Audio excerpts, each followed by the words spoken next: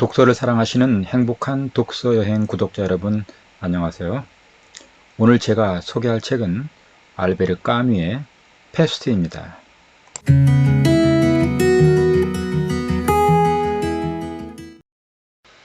한국인들이 가장 좋아하는 프랑스 작가 중 한 사람인 알베르 까뮈는 1913년 프랑스령 알제리에서 태어났습니다. 그의 아버지가 1차 세계대전에 참전하여 전사하는 바람에 까뮈는 어린 시절부터 가난에 시달렸으며 고질병인 결핵으로 인해 대학 진학도 포기하고 여러가지 직업을 전전하며 생계를 이어갔습니다. 이런 신선한 젊은 시절의 어려움 때문이었는지 까뮈는 22살에 프랑스 공산당에 가입하여 좌익 사회운동에 매달리기도 했습니다. 그 후 2차 세계대전으로 프랑스가 나치 독일에 점령되자 레지스탕스 운동에 뛰어들어 대표적인 저항 언론지인 콩바의 편집장이 됩니다. 그는 전쟁이 끝나자 나치 부역자들에 대한 가차없는 처벌을 통해 사회 정의를 실현해야 한다고 주장하게 됐습니다. 당시 프랑스 사회에서는 나치 부역자들에 대한 처리를 두고 관용론과 정의론이 첨예한 대립을 하고 있었는데 까뮈는 후자에 속했던 것입니다. 비록 인간의 정의가 너무나 불완전하다고 해도 인간의 정의를 완수하는 것이야말로 우리의 선택이다. 우리는 정직함을 필사적으로 견지함으로써 그 불완전함을 교정하고자 한다.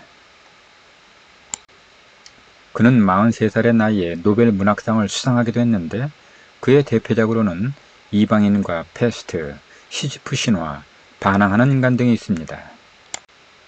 그러나 문학을 철학의 높이까지 끌어올린 작가였던 알베르 까뮈는 1960년 1월 4일 46세의 젊은 나이에 자동차 사고로 사망하고 맙니다.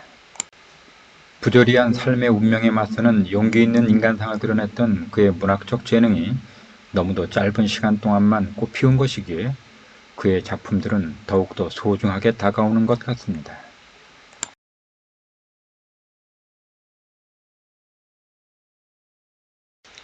(1940년) 프랑스령 알제리 북부 해안의 작은 도시인 오랑에서 시작된 페스트의 발발을 소설은 이렇게 시작하고 있습니다.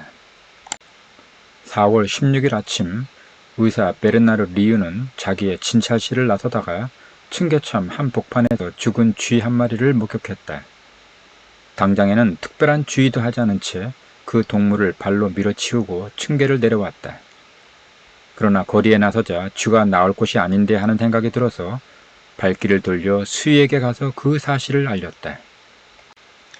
주인공인 의사 리유는 처음 죽은 쥐를 발견한 이후로 점점 더 많은 죽은 쥐들이 도시 곳곳에서 발견되고 몸에 이상 증세를 호소하며 쓰러지는 환자들의 수가 급속히 늘어나자 다른 의사들과 함께 페스트가 발발했음을 알게 됩니다. 하지만 리유의 보호를 받은 시 당국은 어찌할 바를 모르고 오직 환자들을 격리하고 시체를 치우는 일에만 급급할 뿐이었습니다. 수많은 희생자가 발생하고 공포가 온 도시를 삼키게 되자 시 당국은 전염병의 확산을 막기 위해 도시 봉쇄를 선언합니다. 이러한 결정은 곧 오랑시에 거주하는 사람들의 감옥살이가 시작되었다는 뜻이었고 죽음의 도시에 갇힌 사람들은 언제 찾아올지 모르는 죽음의 공포에 시달리며 지옥 같은 삶을 견뎌야만 했습니다. 당시 취재차 오랑시를 방문했던 기자 랑베르는 자신은 이구장 사람이 아니다 라며 필사적으로 오랑시를 탈출하기 위해 안간힘을 다합니다. 그리고 오랑시의 신부였던 파눌루는 전염병의 창궐은 죄를 지은 인간에 대한 하나님의 진노라고 설교하며 시민들의 회개를 촉구합니다. 또한 코타르라는 사람은 도시 봉쇄를 틈탄 암거래를 통해 막대한 이익을 올리면서 페스트가 영원히 끝나지 않기를 바라기도 합니다.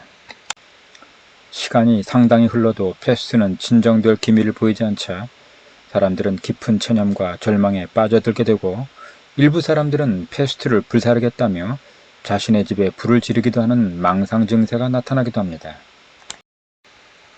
오랑시에 여행을 온 타루라는 사람은 페스트에 맞서기 위해 자원봉사대를 만들자고 제안하고 스스로 재난 해결에 앞장섭니다. 페스트로 아들을 잃고 자신도 페스트에 감염되었다가 천신만고 끝에 살아난 오통판사도 환자들을 돌보는 일에 참여하게 되고, 기도만이 최선의 체결책이라고 설교하던 파눌루 신부도 아무 죄도 없이 죽어간 어린아이의 시체를 보고 난 후 역시 봉사대에 합류합니다. 한편 이런 사람들의 모습을 지켜보던 기자 랑베르도 오랑시를 빠져나갈 기회가 있었음에도 불구하고 마음을 바꾸게 됩니다. 나는 떠나지 않겠어요. 여러분과 함께 있겠어요. 나는 이 도시와는 무관하고 여러분과도 아무 상관없다고 생각해 왔어요. 그러나 내가 원하건 원하지 않건 나도 이곳 사람이라는 것을 알았어요. 이 사건은 우리 모두와 관련된 것이었어요. 목숨을 걸고 패스트와 싸운 용기 있는 사람들 덕분에 패스트는 츠그러들고 이듬해 2월 사람을 가득 실은 열차가 오랑시로 들어오게 됩니다. 많은 희생을 치루었지만 오랑시는 생기를 회복하고 기쁨에 젖어듭니다. 그리고 다시 삶이 시작됩니다. 의사 리유는 입 다물고 침묵하는 사람들의 무리에 속하지 않기 위하여, 패스트에 희생된 그 사람들에게 유리한 증언을 하기 위하여, 아니 적어도 그들에게 가해진 불의와 폭력에 대해 추억만이라도 남겨놓기 위하여, 그리고 재앙의 소용돌이 속에서 배운 것만이라도, 즉 인간에게는 경멸해야 할 것보다는 찬양해야 할 것이 더 많다는 사실만이라도 말해주기 위하여 지금 여기서 끝맺으려고 하는 이야기를 글로 쓸 결심을 했다. 시내에서 올라오는 환희의 외침소리에 귀를 기울이면서 리우는 그러한 환희가 항상 위협을 받고 있다는 사실을 상기하고 있었다. 왜냐하면 그는 그 기쁨에 들떠있는 군중이 모르는 사실, 즉 패스트균은 결코 죽거나 소멸하지 않으며 그 균은 수십 년간 가구나 옷가지들 속에서 잠자고 있을 수 있고, 방이나 지하실이나 트렁크나 손수건이나 낡은 서류 같은 것들 속에서 꾸준히 살아남아 있다가 아마 언젠가는 인간들에게 불행과 교훈을 가져다 주기 위해서 또다시 저 쥐들을 흔들어 깨워서 어느 행복한 도시로 그것들을 몰아넣어 거기서 죽게 할 날이 온다는 것을 알고 있었기 때문이다.